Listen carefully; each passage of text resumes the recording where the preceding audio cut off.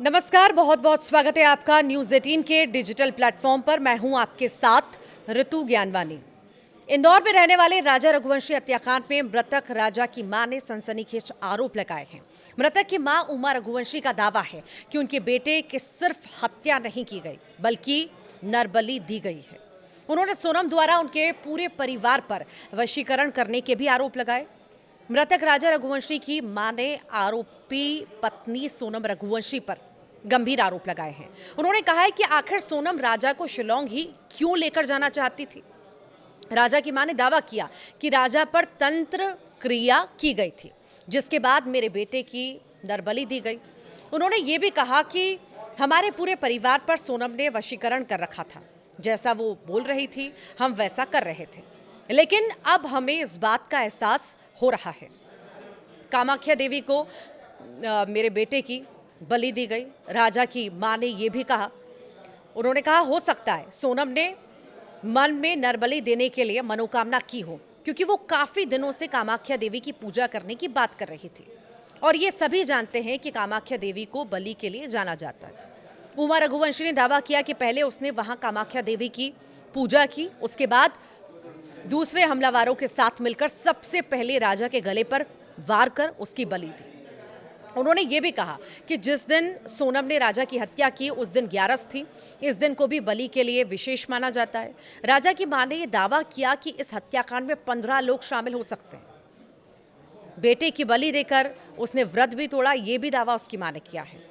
उमा रघुवंशी ने यह दावा किया कि सोनम ने अपने ऊपर से मांगलिक दोष हटाने के लिए राजा से पहले शादी की, ताकि राजा की विधवा बनने के बाद वो आसानी से राज से शादी कर लेती, फिर अपनी मनोकामना पूरी करने के लिए कामाख्या को बेटे की नरबली दे दी।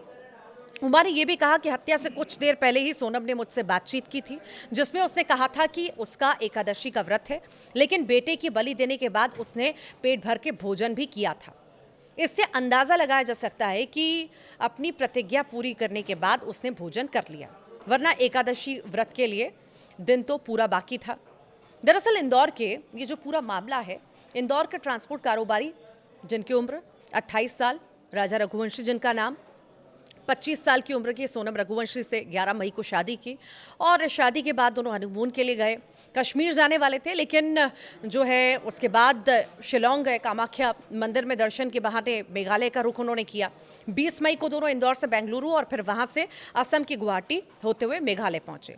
20 मई को शिलोंग के मावल खियाट गांव स्थित शिपारा होम स्टे में रुके और अगले दिन यानी 23 जून को वहीं से एक स्कूटी किराए पर ली, घूमने निकले। इसके बाद से इंदौर में रहने वाले दोनों परिवारों में राजा और सोनम का संपर्क टूट गया, दोनों गायब हो गए। फिर 2 जून को राजा रघुवंशी की लाश मिलती है। 2 जून को जो है झरने के पास एक गहरी खाई में राजा की शत-विशत अवस्था में लाश मिलती है। पोस्टमार्टम रिपोर्ट में राजा की हत्या की पुष्टि भी होती है। साथ ही वो हथियार भी घटनास्थल से कुछ ही दूरी पर बरामद होते हैं, जिससे राजा की हत्या की गई थी।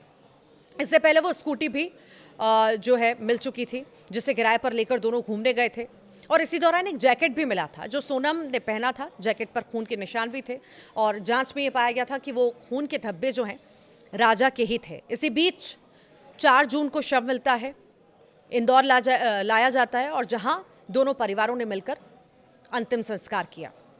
इधर सोनम तब तक भी लापता थी। उसके बाद अचानक से गाजीपुर से पकड़ाई सोनम जो है पकड़ा गई, आरोपी भी पकड़ाए।